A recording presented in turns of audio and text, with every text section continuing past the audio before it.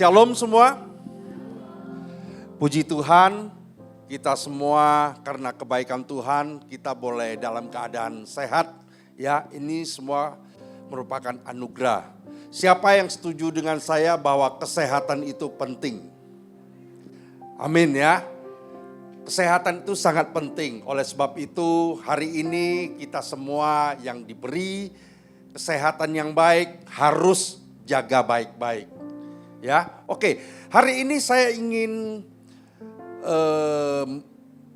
mengundang narasumber kita yang sudah pernah memberi kesaksian. Tapi kali ini kesaksiannya berbeda dengan yang dulu. Kali ini akan lebih luar biasa tentang bagaimana dia ditolong Tuhan. Di dalam keputusasaannya, di dalam kelemahannya, dia merasakan pertolongan Tuhan yang luar biasa, terutama untuk hidupnya. Hari ini tanpa berlama-lama lagi, saya akan undang Pak Halim ditemani oleh Ananda, anaknya, untuk maju ke atas mimbar.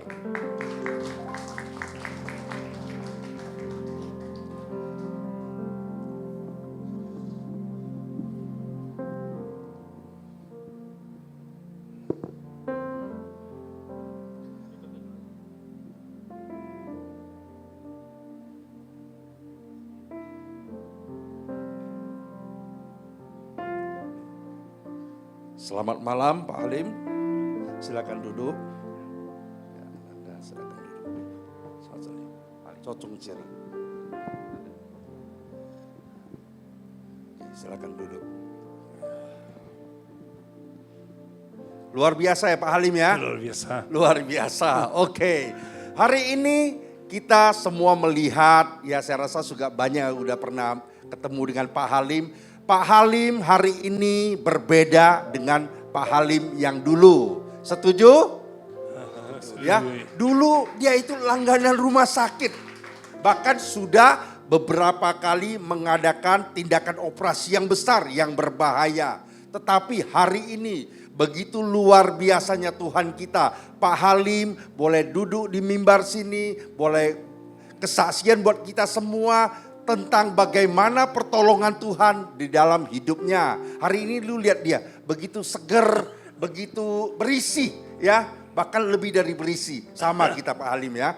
Oke, tanpa berpanjang-panjang lagi ya Pak Halim, saya akan minta kepada Pak Halim untuk bersaksi bagi kita semua. Tapi kali ini saya minta kesaksian yang lebih luar biasa supaya boleh jadi berkat untuk kita ya.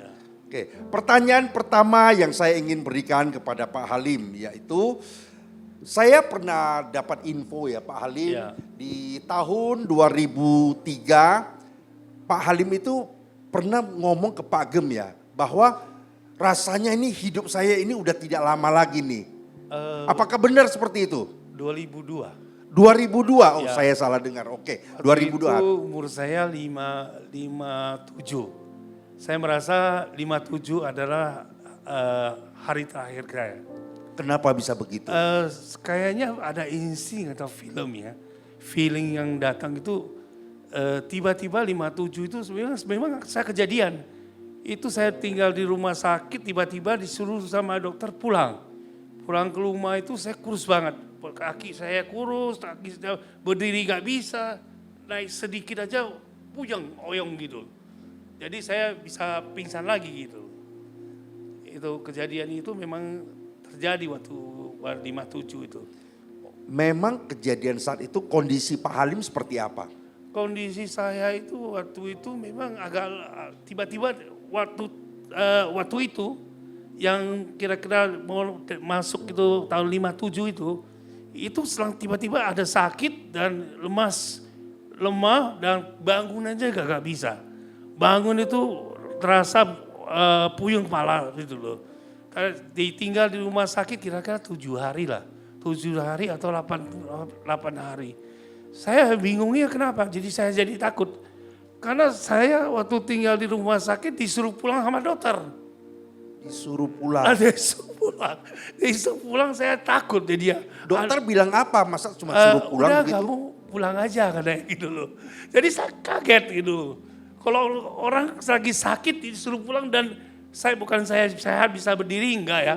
Kita keadaan pusing, oyong, mual, itu disuruh pulang. Kalau sehat disuruh pulang oke lah. Jadi masih sakit disuruh pulang. Aku kaget banget. Artinya bahasa halusnya dokter angkat tangan gitu Iya, ya. kira-kira Aduh gitu. kacau ya. Kira gitu. Dia nggak bicara lebih detail tentang sakit apa gitu. Dan waktu itu kan masa-masa COVID itu ya, saya keluar dari rumah sakit itu, semua perawatnya tutup buka. Jadi hindarin saya gitu loh. Perawat-perawatnya kiri kanan saya tutup buka karena waktu itu zaman COVID ya. Zaman COVID. Jadi itu kiri kanan itu perawat, sapam, security langsung tiba-tiba termasuk suster-suster gitu. Kayaknya penyakit saya gawat banget gitu loh. Oh, gawat banget. Artinya seperti keadaan kita ada seperti tidak ada gitu ya. Nah, udah kayaknya Menakutkan ya. orang yang bawa kuman gitu. Yang penyakit penyakit tinggi gitu. Oke, apa yang Pak Halim rasakan saat itu? Itu kira-kira waktu sebelum ulang tahun saya ya, yang ke-57 itu ya. Saya kejadian itu, saya pikir saya mungkin benar saya udah gak bisa lewat 57 tahun kan. Saya masuk rumah sakit, udah itu keadaan itu tiba-tiba badan saya jadi kurus banget. Jadi semua hilang. Nafsu makan hilang gitu loh. Jadi kalau makan juga hambar gitu loh.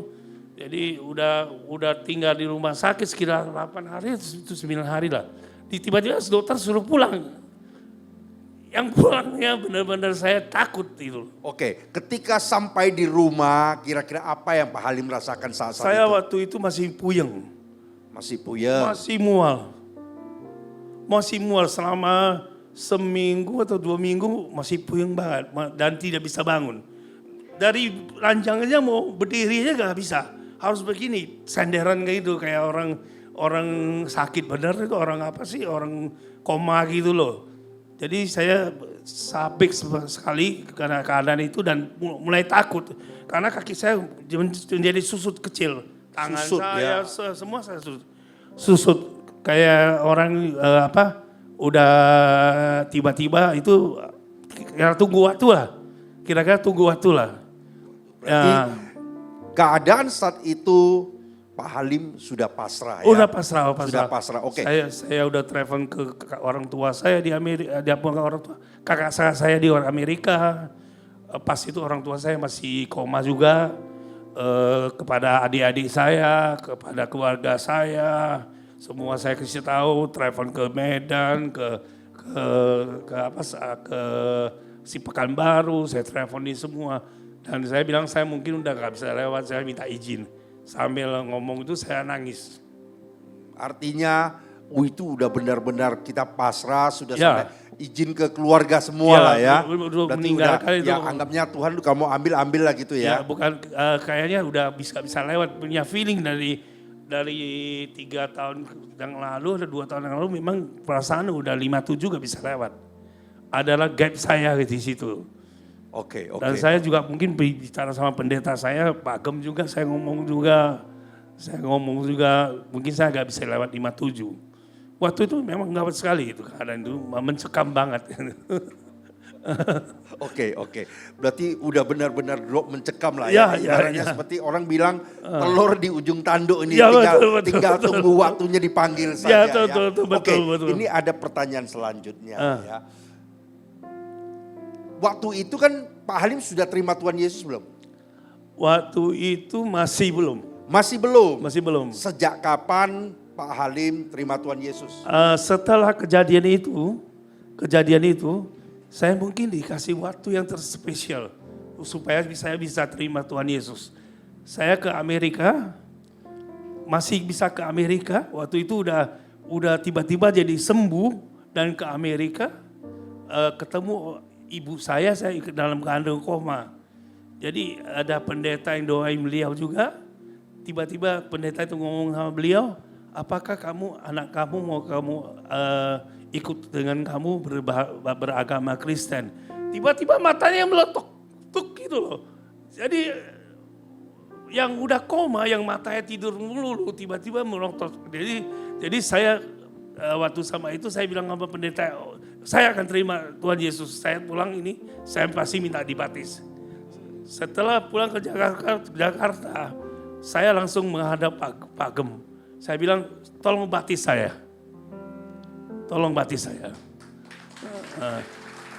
Artinya luar biasa ya. Ya, luar Berarti waktu sebelum berangkat ke Amerika kan kondisi Pak Halim itu udah sakit dan udah benar-benar putus asa. Ya. Tapi Tuhan izinkan bisa berangkat ke Amerika dengan pesawat, kita tahu itu waktunya cukup lama ya.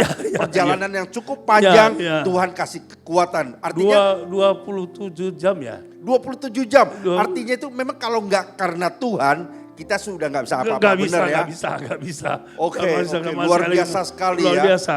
Oke, ini Pak Halim. Kan Pak Halim setelah ngomong ke Pak Gem berarti nggak lama kemudian Pak Halim dibaptis.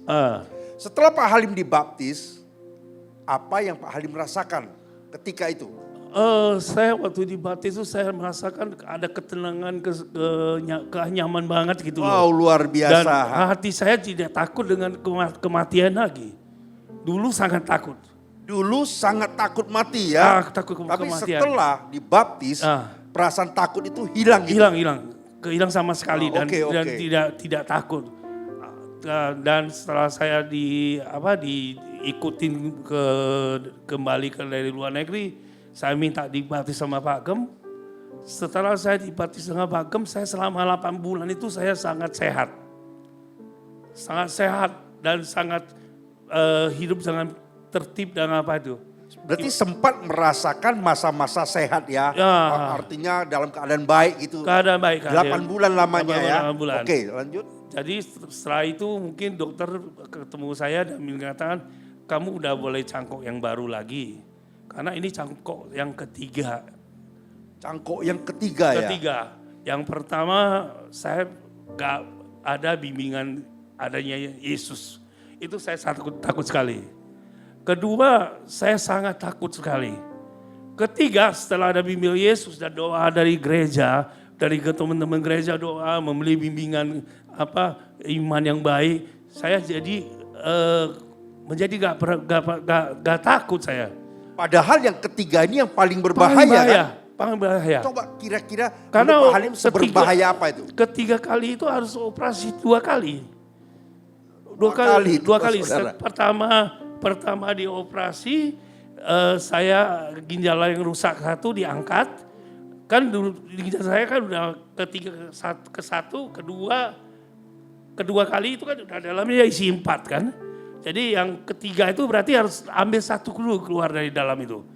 Setelah ambil satu dipasang saluran, setelah 5 hari baru dimasukin yang baru lagi. Itu sangat bahaya sekali itu. Dan itu sangat darurat sekali itu. Dan jahitnya dulu itu kan cuma jahit begitu aja, benang aja. Sekarang jahitnya pakai krepan besi. Ya takut lah saya lihat begitu kan di perut itu ada krepan. Oke. Boleh tahu ya, kira-kira ada nggak orang yang melakukan sampai operasi ginjal 3 kali? Yang sekarang yang saya tahu itu cuma 6 orang. Maksudnya 6 orang itu? 6 orang yang pernah melakukan operasi ginjal 3 kali. Yang 3 orang itu udah gone. Apa? Udah gone, udah pergi. Pergi. Haleluya. Udah pergi. Saya jadi ke-6 sekarang jadi ketiga saya. Berarti 3 yang masih hidup inilah salah satu buktinya. Tepuk tangan semua nih. Luar biasa sekali. Ya nggak main-main ya. Berarti 6 orang lakukan, setengahnya gol. Udah gol. Oke, setelah operasi itu, apa yang Pak Halim rasakan ketika masa-masa operasi itu? Saya waktu merasakan operasi ketiga, saya agak ada ketenangan yang lebih khusus gitu loh. Lebih karena ada doa dari teman-teman gereja. Karena kekuatan doa ya, pembinaan mental, batin. Saya juga doa-doa dari teman-teman. Dengan anak-anak saya doa itu yang penting ada doa lah dari itu. Jadi saya lebih yakin adanya Tuhan Yesus berserta dengan saya. Berarti doa dari saudara-saudara semua itu tidak sia-sia ya. Luar biasa ya Pak Halim ya. Itu yang membuat bisa kuat, bisa strong ya. Ya, Padahal ya. itu memang sangat kritis sekali. Sangat bahaya. Berbahaya sekali ya. Berbahaya Kan tadi sekali. dibilang 6, 3-nya gol. Nggak main-main punya Nggak ya. main-main. Berarti Seluruhnya setengah. yang di rumah sakit itu saya tanya, kan operasi di sini ini udah ribuan. Kenapa operasi yang ketiga ini sangat bahaya, cuma 6 orang doang. Haleluya. Sebelum saya masuk rumah sakit saya nggak tahu, cuma yang 6 orang yang berhasil, yang 3 ada gol, tiga ini gitu. Waktu operasi belum tahu ya. Setelah operasi baru tahu ya. Puji Tuhan ya. Tuhan begitu baik ya. Tuhan sangat baik, luar biasa gitu. Oke. Jadi saya lakukan itu, saya yakin Tuhan menyertai aku. Dan sangat sayang padaku. Sangat sayang padaku. Tuhan sayang Pak Halim. Ya, mungkin Tuhan akan pakai saya untuk mengabarkan keadaan. Amin ya. Ya, itu kan bukan sembarangan kejadian yang terjadi. Ini sangat luar biasa. Makanya Tuhan karena sayang Pak Halim, Halim ada di tempat ini, boleh bersaksi buat kita semua, boleh menjadi berkat buat kita semua. Oke, saya boleh minta Ananda untuk cerita sedikit untuk itu masa-masa waktu Pak Halim Papa sebelum operasi sampai sesudah dia menjalankan operasi, itu masa-masa seperti bagaimana prosesnya? Mungkin pertama kali dengar Papa, wajib nih udah harus transplant lagi untuk ketiga kalinya, pastinya sempat down sedikit. Cuman ketemu sama Pak Gem, habis itu dikuatin sama Pak Gem. Selama masuk di rumah sakit, HB Papa mungkin sempat naik turun, bahkan paling turunnya itu sempat sampai 5 dan harus di transfusi darah. Ketika transfusi darah itu bahkan dari pihak gereja merela untuk mendonorkan darahnya buat Papa. Wah, puji Tuhan, terima kasih bagi yang buat donor darah ya. Ya sedikit buat tambahan ya, maaf ya. Ini Ananda ini seorang dokter. Ya, seorang dokter, makanya sedikit banyak dia mengerti keadaan papanya lebih mendetil dibandingkan kita semua ya. Oke, silakan. Jadi seperti itu, jadi Papa sempat down, turun naik, Mama sama aku bantu jagain, Mama selalu di samping Papa juga selama itu menguatin Papa. Bahkan dari orang-orang gereja juga setiap hari mendoakan Papa, yang terbaik buat Papa. Jadi bahkan sebenarnya kalau dari kondisi Papa dengan hasil lab segitu harusnya Papa nggak dengan kesadaran penuh seperti itu. Tapi ternyata Papa pas dalam kondisi yang parah banget, yang hasil labnya jelek, tapi fisiknya itu bagus gitu loh. Setelah overall itu fisiknya bagus. Itu kayaknya benar-benar semua berkat dari Tuhan kayaknya sih. Berkat dari Tuhan ya. Secara medis itu rasanya nggak mungkin gitu ya. Agak jarang banget. Memang luar biasa Pak Halim ya. Oke, ada lagi mau ditambahin? Kayaknya sepertinya cukup deh kayak gitu aja. Oke, mungkin kalau mau diceritain sih panjang ya. Saya lihat itu masa-masa bagaimana dia memperhatikan Pak Halim begitu luar biasa bersama Ibu Xiaofang juga ya. Nanti kita harus undang ke atas ya Pak Halim ya. Oke, terakhir nih Pak Halim. Pak Halim kan hari ini sudah disembuhkan Tuhan, amin. Amin. Sudah dipulihkan Tuhan, ada amin. Amin. Oke, apa yang Pak Halim bisa bagikan bagi jemaat di tempat ini, bagi orang-orang di rumah yang menonton tayangan pada hari ini, supaya kesaksian Pak Halim, apa yang Pak Halim rasakan ini, apa yang Pak Halim alami, boleh menjadi berkat bagi kita semua. Ya, semua ini karena Tuhan. Semua karena Tuhan. Kita harus pegangan kepada Tuhan. Satu-satunya pegangan yang paling meyakinkan dan paling yang kuat itu adalah pegang sama Tuhan. Setelah operasi juga doa-doa dari Pak Gem, dari teman-teman gereja ke saya itu gak berhenti ya mendoain saya. Saya terima kasih banget sama para jemaat gereja kita, sama Pak Gem, sama sekeluarga beliau gitu.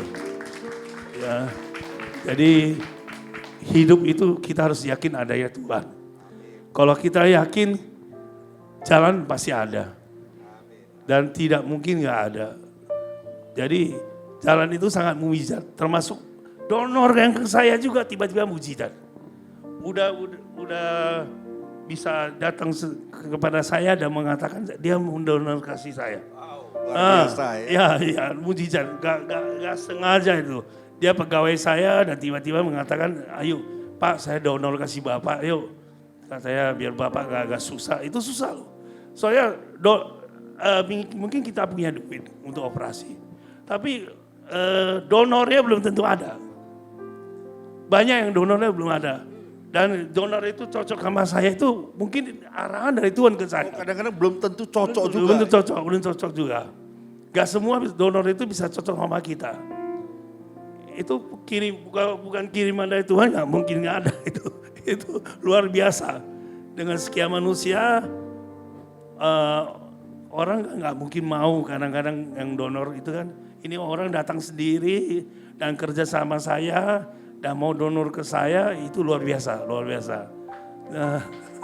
Puji Tuhan. Oke, puji Tuhan sekali ya. Artinya semua yang Pak Halim alamin itu bukan kebetulan. Tetapi ujungnya karena Pak Halim dikasihi Tuhan. Ya, dikasihi Tuhan. Mungkin saya akan dipakai sama Tuhan untuk kesaksian berikutnya. Amin. Supaya kita bisa lebih ngerti dengan Tuhan. Oke. Selain kesaksian, komitmen apa yang Pak Halim ingin berikan kepada Tuhan? Karena begitu baiknya Tuhan pada hidup Pak Halim. Saya selalu berkomitmen kalau suatu hari saya dipakai Tuhan untuk bersaksi, saya akan selalu bersaksi. Amin. Beri yang terbaik yang saya tahu dan saya mengerti, biar semua orang yang punya satu penyakit dengan saya tidak akan lepas dari Tuhan dan yakin adanya Tuhan untuk membantu dia. Amin. Oke. Saya akhiri ya kepada seluruh jemaat yang ada di tempat ini, juga kepada seluruh penonton yang menonton tayangan kesaksian pada hari ini. Saya ingin katakan bahwa bagi Tuhan tidak ada yang mustahil ya. Bagi Tuhan tidak ada yang mustahil. Tuhan kita adalah Tuhan yang sanggup. Tuhan yang mampu mengubah segala sesuatu yang tidak mungkin menjadi mungkin bagi Tuhan. Amin. Oke, saya mau undang Pak Gem, Ibu Gem, dan Ibu Xiao Fang juga sekalian ya untuk didoakan ya. Saudara, yuk kita mau bangkit berdiri, kita mau berdoa buat mereka.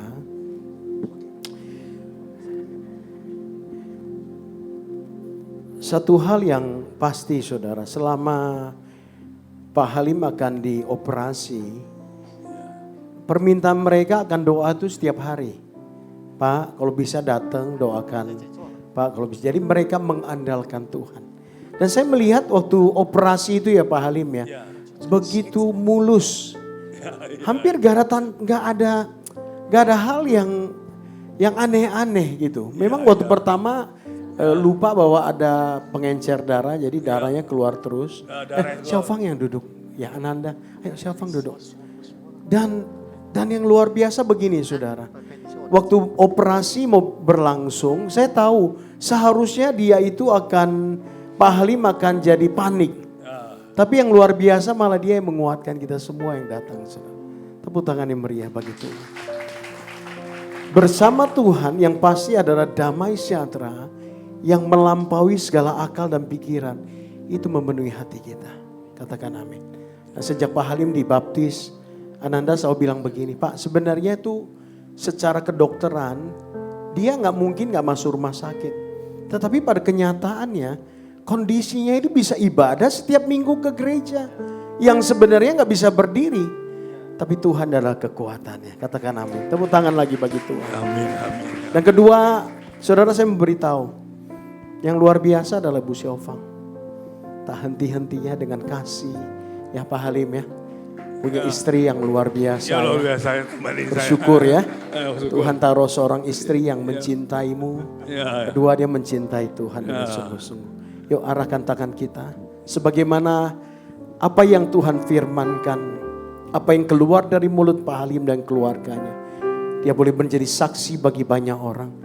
Biar kesembuhan yang Tuhan anugerahkan kepadanya ini, dia gunakan dengan sungguh-sungguh supaya nama Tuhan dimuliakan. Lewat kehidupannya banyak bangsa dan bahasa mengenal Tuhan Yesus sebagai Yehova Rafa, Allah yang menyembuhkan. Allah yang menjahit apa yang telah robek untuk menjadi kembali sempurna.